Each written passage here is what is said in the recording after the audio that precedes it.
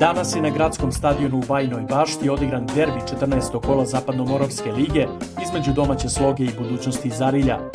Gosti su bolje ušli u meč i već u 4. minutu neopreznost u odbrani Sloge i 11 za Budućnost. Čini se potpuno opravdano. Loptu je na belu tačku namestio jedan od najboljih igrača Budućnosti ove sezone, Grujičić, ali golman Sloge Golubović pročitao je njegovu nameru i odbranio ovaj udarac. I dalje je bilo 0:0. Tek što su malo odahnuli domaći igrači i simpatizeri Sloge, usledio je novi šok. Posle izvedenog auta, lopta je opet došla do Grujičića.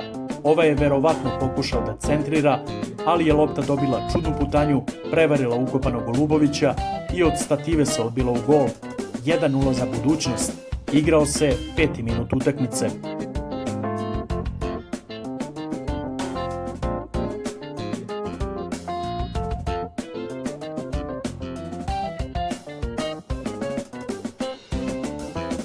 Evo i usporenog snimka vodeća gola za Budućnost iz Arilja.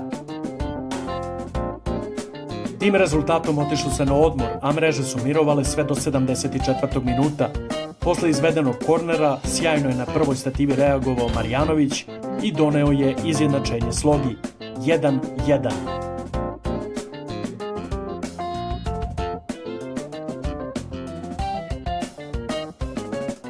Odličan centašut i sjajna reakcija Marjanovića. Do kraja utakmice golova više nije bilo. Podela bodova, čini se, nije zadovoljila u potpunosti ni Slogu ni Budućnost, kojoj je ovo već 5. remi u sezoni.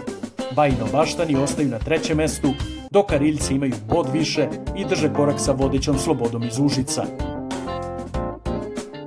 Konačan rezultat utakmice u Bajinoj Bašti: Sloga Budućnost 1:1.